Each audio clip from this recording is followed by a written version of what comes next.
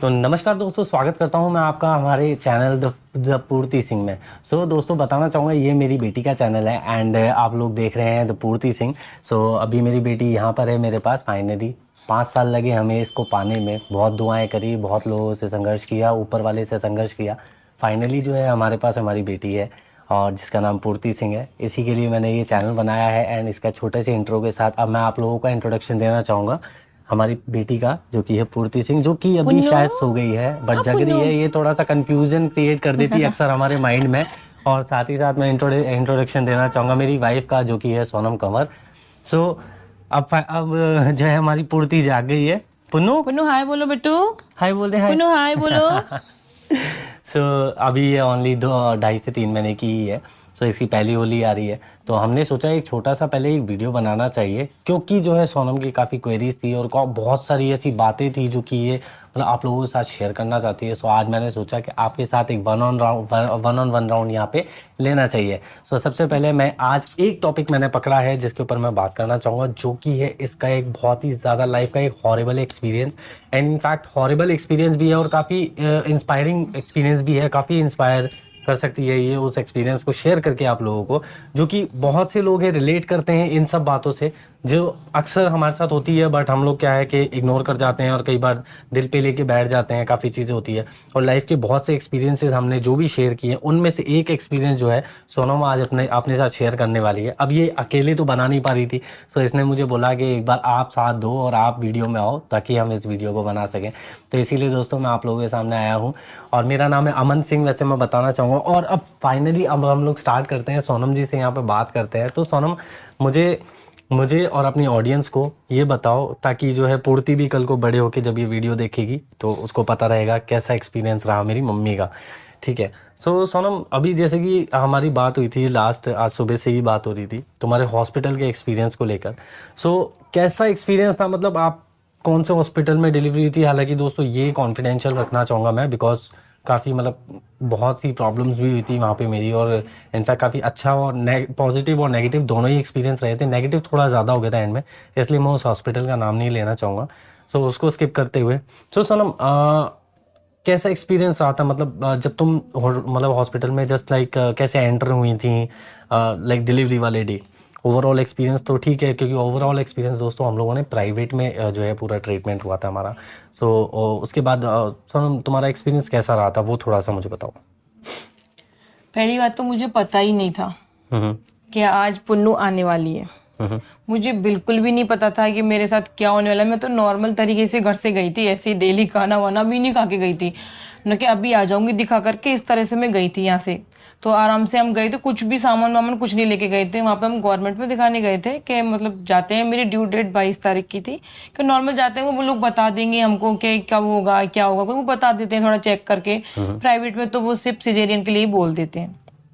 तो मैं गई नॉर्मल तरीके से, पहले तो 2 घंटे लाइन में ही लगे लगे पागल हो गए। मतलब फुल टाइम में भी वो लोग, मतलब जो फुल टाइम होता है उन लेडीजों का भी, उनको भी वो लाइन में ही लगा के रखते हैं फुल टाइम। फैमिली मेंबर को अंदर अलाउ नहीं करते। अकेले मैं ही गई थी, लाइन वाइन में लग के फिर दिखाया। जाते ही वो लोग डायरेक्ट बोल देते हैं आपको, क्योंकि मैंने प्राइवेट में ट्रीटमेंट कराया था ना, तो मुझे पहले ही बोल दिया था कि अब आए हो आप दिखाने के लिए, पहले आना चाहिए था, हम तो आपका ऑपरेशन करेंगे। आपको पता है कि ऑपरेशन के नाम से तो क्या बैंड ही बजती है ना सुन करके, कि एक तो इंसान नॉर्मल दिखाने जाए, फिर उसको बोल दो कि आपका तो फुल टाइम है, आपको तो ऑपरेशन कराना पड़ेगा, अब आए हो आप। मेरे को कुछ भी नहीं था, नॉर्मल से सब चक्कर से आ रहे थे, बस नॉर्मल चक्कर ही था। आपको तो पता है कि मुझे नॉर्मल चक्कर आ रहे थे और दर्द वर्द मुझे कुछ भी नहीं हो रहा था। तो क्या उन्होंने बोल दिया कि ना आपको बीपी कम है, आप पहले 1 घंटे कॉफ़ी चाय वाय पी के आओ। तो इन्होंने मुझे पिला दिया था कि ना थोड़ी देर रेस्ट करो, उसके बाद देखते हैं फिर क्या बोलते हैं। उन्होंने तो पहले ही सोच लिया था कि भाई इसको तो जमा ही करना है। मैं बोलूँगी मुझे जमा ही कर लिया था उस दिन, हॉस्पिटल में मुझे जमा कर लिया था। तो उसके बाद नॉर्मल डिलीवरी की तैयारी कर दी मेरे साथ। जब बोल दिया, डरा दिया हम लोगों को कि ना आपको सिजेरियन ही करवाना पड़ेगा वरना रिस्क है, आपको थायराइड हो रखा है, आपकी बीपी कम हो रही है, क्योंकि मुझे कुछ नहीं था। शायद फर्स्ट मंथ में मुझे थायराइड हुआ है ना। अच्छा, एक पॉइंट है दोस्तों यहाँ पे मैं आप लोगों के साथ शेयर करना चाहूँगा। वैसे तो गवर्नमेंट रिकॉग्नाइज था वो हॉस्पिटल जिसमें पुन्नू की डिलीवरी हुई है, सॉरी सोनम की डिलीवरी हुई है। वैसे तो गवर्नमेंट रिकॉग्नाइज था। ये जो भी पॉइंट्स उन्होंने बताए थे ना कि आपके थायराइड हो रही है और आपका बीपी कंट्रोल नहीं हो रहा है, ये सब कुछ बेसलेस था, बिकॉज एक भी चीज़ की रिपोर्ट उन्होंने नहीं करवाई थी, लाइक सैंपल वगैरह कुछ भी नहीं करवाया था। डायरेक्ट बस उन्होंने ऐसे ही बस बीपी देखा, वो भी क्या हॉस्पिटल आना जाना, और जाते ही जस्ट पहले तो लाइन में लगो काफ़ी देर तक, और उसके बाद जो है नंबर आ जाए, खड़े खड़े जैसे लाइन में लगे रहते हैं। ओवरऑल थिंग्स माइंड में बहुत सी चीज़ें चलती हैं, सो इसलिए क्या है, बीपी थोड़ा बहुत फ्लक्चुएट हो जाता है, it's not a great big deal, but उसको जस्ट एक मीटर पे चेक करके, वो भी जब उन्होंने दोबारा चेक किया था कि पहले चाय कॉफ़ी वगैरह हो गई, 10 मिनट बाद दोबारा से गए, दिखाया, बीपी नॉर्मल हो गया, बट उसके बाद भी उन्होंने अपने स्टेटमेंट चेंज नहीं करे। उसमें उन्होंने एक दो चीज़ें और ऐड ऑन कर दी कि आपका थायराइड भी हो रहा है और शुगर भी हो सकती है मे बी, तो ऐसा करके उन्होंने काफ़ी चीज़ें जो है ऐड ऑन कर दी और उसको प्रेशराइज किया। और फिर मेंटली मेरे भी माइंड पे प्रेशर आ गया कि भाई अब तो जो है इसको एडमिट करना ही होगा। तो ये कुछ सिचुएशन इस तरह की बनाई गई कि हम लोग ना चाहते हुए भी ना वहाँ पे डिलीवरी के लिए एडमिट हो गए। Okay Sonam, continue. तो उसके बाद पता क्या हुआ था कि मुझे एडमिट कर लिया गया, मतलब सुबह के अपन हम लोग गए हुए हैं, वो लोग बिल्कुल भी टाइम नहीं देते। हमने बोला कि हम कल एडमिट हो जाते हैं, बट उन्होंने बोला नहीं नहीं, आपको आज ही एडमिट होना पड़ेगा, बहुत ज़्यादा रिस्क है आपकी डिलीवरी में, बहुत ज़्यादा, मतलब इस तरह से मुझे उन्होंने बहुत बुरी तरह से डरा दिया था। तो आपको पता ही है, आपको जो पहले बता चुके मेरे हस्बैंड के ना 5 साल बाद हुआ, तो कितना डर बैठ जाता है इंसान के मन में। तो मुझे एडमिट कर लिया। उसके बाद उन्होंने जो सबसे बड़ा काम करा था ना, हमको पता भी नहीं था, नॉर्मल डिलीवरी की तैयारी मेरे साथ, मुझे बिना बताए, क्योंकि फर्स्ट एक्सपीरियंस था मेरा। मेरे साथ मेरी ननद थी और कोई बड़ी लेडीज वगैरह नहीं थी जो मैं इतना जानती भी नहीं थी। उन्होंने मुझे ले गए, क्योंकि फैमिली मेम्बर को, वो चाहे लेडीज हो चाहे कोई भी हो, वो अंदर बिल्कुल भी अलाउ ही नहीं करते अंदर ले जाने के लिए। मुझे ले गए और उन्होंने, जो लेडीज होंगी जो जानती होंगी नियम वो समझती हैं, वो उन्होंने जेली इंटर कर दी, जेली डाल दी मेरे अंदर कि ना, मतलब बच्चेदानी का मुंह खुल जाएगा तो नॉर्मल डिलीवरी हो जाएगी।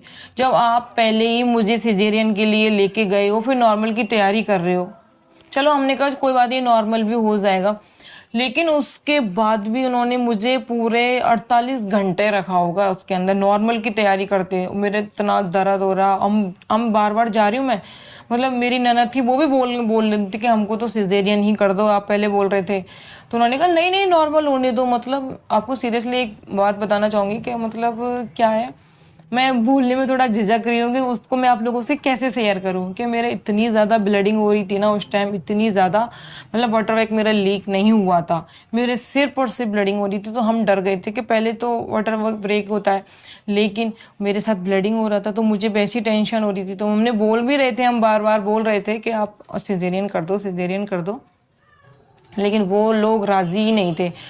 करीब मतलब 19-20 साल की लड़कियां उसके अंदर, पूरा गवर्नमेंट ने सिर्फ 19-20 साल की लड़कियां हैं जो आके बहुत ज़्यादा ज्ञान झाड़ती हैं। सीरियसली मुझे अभी अगर मैं इस हालत में अब चल जाऊँ ना, मैं किसी को छोड़ू नहीं। उस टाइम तो मेरी हालत कुछ भी नहीं थी कि मैं किसी को कुछ बोल भी पाऊँ, मैं कुछ भी नहीं बोल सकती थी। तो भाई वो तो नहीं राजी होते करने के लिए। जब मेरी हालत ज़्यादा ही ख़राब होने लग गई कि अब तो मतलब बहुत ज़्यादा बच्चे की जान को रिस्क है, तब मेरे घर वालों ने और मैंने रिक्वेस्ट करी, तब जाके उन्होंने सिजेरियन करा था। और 2 दिन तक उन्होंने मुझे पहले तो बोल दिया आप खाना खा लो, फिर बोल दिया नहीं नहीं आप खाना मत खाना, आपका ऑपरेशन होगा। इस तरह से उन्होंने मुझे 48 घंटे भूखा रखा था।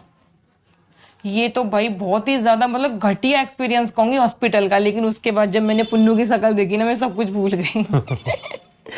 तो जब तुम सिजेरियन के लिए, जब सिजेरियन वार्ड में जा रही थी, उस टाइम पे मतलब वहाँ कैसा क्या दिख रहा था, मतलब क्या क्या चीज़ें तुमने देखी, और मतलब ये तुम्हारा ऑब्वियसली फर्स्ट एक्सपीरियंस था, सो डॉक्टरों का बिहेवियर कैसा था, या फिर वहाँ पे इक्विपमेंट्स कैसे कैसे क्या क्या रखे हुए थे, सो कुछ अगर उसके बारे में बता सको तो। पहली बात तो मैं आपको बताना चाहूंगी, मुझे पता ही नहीं था ओटी होता क्या है।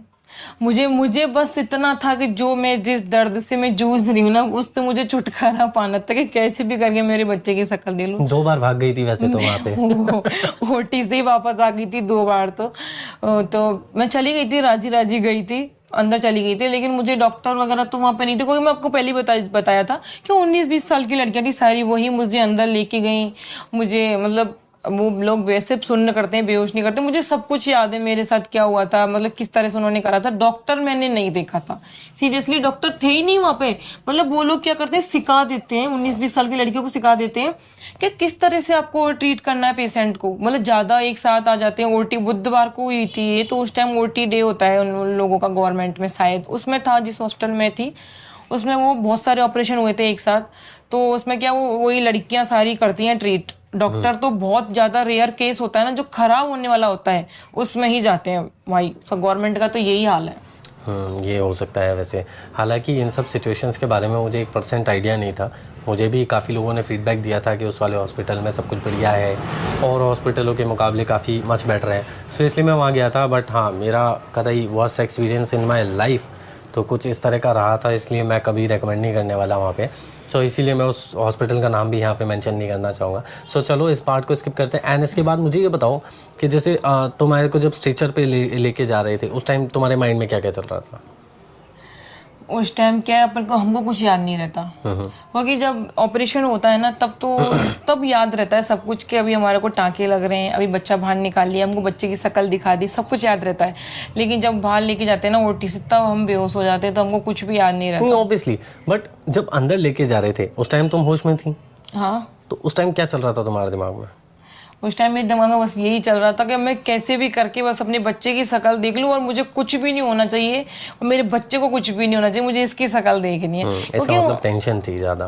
क्योंकि अब टेंशन क्यों नहीं, क्योंकि वहाँ पे माहौल इस तरह का था, क्योंकि हमारे सामने भी इसके होने के बाद ही 2 केस खराब हो गए थे, और फिर एक मेरे सामने भी केस खराब हुआ था, क्योंकि वहाँ पे वो जो डिलीवरी रूम था बिफोर ऑपरेशन। हाँ, वहाँ पे क्या करते हैं कि अब मैं फर्स्ट टाइम माँ बन रही हूँ, तो वो लोगों की गलती सबसे बड़ी क्या, मैं गलती मानती हूँ उन लोगों की सबसे बड़ी ये है कि वो जो नॉर्मल लड़की है ना, जिसको होने वाला है, लेडीज है, उसको वो डिलीवरी रूम में ही एंटर कर देते। वो सब कुछ जो माहौल देखती है ना, जो लेडीज है सुनेंगी, ये देखेंगी कि क्या होता है डिलीवरी के टाइम, वो समझ जाएंगे। सही जेंट्स नहीं समझ सकते, लेकिन लेडीज तो अच्छे से समझ ही सकती हैं इस प्रॉब्लम को, इस फीलिंग्स को, कि वो सिचुएशन क्या होती है नॉर्मल डिलीवरी वाली। वो मैंने मेरी आंखों से देखी है भाई, मैं बता नहीं सकती सीरियसली आप लोगों को। मतलब इतना डर बैठ जाता है ना अंदर, मतलब यार, मतलब ऐसे ही वो ले जाते हैं उस पे, और लड़कियों को, लेडीजों को चेक करने के लिए अंदर लेके जाते हैं, नॉर्मल रूम में नहीं लेके जाते। तो ये क्या डर था दिमाग के अंदर कि मतलब कुछ गलत ना हो जाए मेरे साथ, मेरे बच्चे के साथ कुछ गलत ना हो जाए। एग्री। इसके अलावा जब डिलीवरी चल रही थी उस टाइम पे, जब तुम्हारा ऑपरेशन चल रहा था, तो क्या तुम उस टाइम पे होश में थी? हाँ, ओनली बस सुन किया था तुम्हें और कुछ नहीं, लाइक कोई बेहोशी वगैरह बेहोश नहीं किया था मतलब? नहीं, मैं सीरियसली बताना चाहूंगी, मेरी हाइट मतलब नॉर्मल से थोड़ी सी ज्यादा है, मतलब नॉर्मल ही है। नहीं, मेरे बराबर है। इनके बराबर है, 5'10" बट जो आजकल लड़कियां होती हैं उनसे थोड़ी सी ज्यादा है। तो मेरे को सुनने करने में उनको थोड़ी सी दिक्कत हुई थी, वो बोले आपकी हाइट थोड़ी ज्यादा है, तो थोड़ा सा टाइम लगा था मुझे सुनने करने में। ये तो हो सकता है। मैंने उनको खुद को बताया था कि वो बोलते हैं, मतलब इंजेक्शन लगा के रीढ़ की हड्डी में, वो जो लोग इंजेक्शन लगाते हैं, ये बात मैं उनकी परेशानी समझ सकता हूँ, मुझे भी कभी कभी हैंडल करने में टाइम लग ही जाता है। मेरे को ना रीढ़ की हड्डी में जो इंजेक्शन लगाया था, तो वो पूछते हैं, आप हम लोगों से पूछते हैं कि आप अपना पैर उठाओ और कमर हिलाओ अपनी। तो मैंने 2 बार उठा दिए थे, इजीली उठा दिए थे मैंने। तो वो डॉक्टर आपस में बात कर रहे थे, वो लोग समझ गए थे भैया दवाई ऐसा नहीं थोड़ी हाइट ज्यादा है, इस वजह से थोड़ा टाइम नहीं, उन्होंने दोबारा दवाई नहीं इंजेक्शन नहीं लगाया था, बट उसी से हो गया था। ठीक है। फिर वो लोग इसके बाद अब मेरे को ये बताओ, जब तुम्हारे को जब फाइनली पुन्नू का जन्म हो गया था, तो उस टाइम पे क्या तुम्हें दिखाया गया था बेबी? हाँ। और क्या बोला क्या था डॉक्टर ने? उन्होंने बोला था कि देखो सोनम, आपको बेटी हुई है। मतलब वो ऐसे पट्टी रख देते हैं आंखों पे, बट आपको पता ना मुझे कितनी जल्दी थी इसको देखने की। तो मैं ना ऐसे ऐसे आँख को हिला के देख रही थी, मुझे बहुत डांट भी पड़ी थी ओटी के अंदर। मैं इसको देख रही थी। तो वो बताते हैं कि आपको बेटी हुई है, आप जोर से बोलो आपको कौन हुआ है, तो बोलते हैं बेटी हुई है। मैंने बोला था बेटी हुई है। क्रॉस चेक करने का तरीका वैसे मुझे अच्छा लगा काफ़ी, क्योंकि काफ़ी केसेस भी ऐसे आते हैं, कई बार ब्लेम लगा देते हैं डॉक्टर्स के ऊपर, तो ये चीज़ मुझे काफ़ी सही लगी। एंड इसके बाद मेरे को एक चीज़ और बता दो, ताकि ऑडियंस जो है वो उसके बाद जो है हम लोग इस वीडियो को ख़त्म कर सकते हैं, एंड कर सकते हैं। मुझे एक चीज़ और बताओ, जब तुम्हारे को पता चला कि बेटा नहीं बेटी है, क्योंकि ये एक क्वेश्चन ऐसा है जिसको बहुत सोच समझ के मैंने अभी निकाला है, बेटा हुआ या बेटी, ये क्वेश्चन मुझे इसलिए पूछना है क्योंकि लोग जो है एक्सपेक्टेशन बहुत होती है लोगों की, ठीक है, किसके लिए होती है ये भी सबको पता है। तुम्हें कैसा लगा जब तुम्हें पता चला बेटा नहीं बेटी हुई है? मुझ पे सीरियसली गाइस मुझ पे कोई फर्क नहीं पड़ा, मेरे बेटी हो चाहे बेटा हो, क्योंकि 5 साल बाद बच्चा हुआ है तो बेटी भी मेरे लिए बेटे के बराबर। और बराबर क्या, आजकल किसी से कम है क्या बेटियां? ये बात सही है। हमारी पुन्नू सबकी लाडली है, सबकी लाडली है, बेटे से भी ज्यादा है। बेटा क्या लाड करते होंगे, पापा की तो बहुत ज़्यादा है। सो दोस्तों, जैसे कि अभी सोनम ने बताया कि हमारे 5 साल के बाद जो है बेटी हुई है। सो मैं 5 साल का एक्सपीरियंस भी आपसे नेक्स्ट वीडियो में ज़रूर शेयर करूँगा, इसी तरह से मैं बातचीत करूँगा। एंड आप लोगों का मेरे चैनल पे भी बहुत अच्छा प्यार मिल रहा है मुझे आप लोगों से, सो उसके लिए thank you so much. And मैं चाहता हूँ आपका यही प्यार जो है मेरी बेटी के चैनल पे भी मिले। अभी एज ऑफ नाउ सोनम उसको कंटिन्यू कर रही है, ताकि जब पुन्नू जो है इस लायक हो जाएगी, इस काबिल हो जाएगी, थोड़ी बड़ी हो जाएगी, जब वो खुद हैंडल कर सकेगी तो पुन्नू खुद इस चैनल को हैंडल करेगी।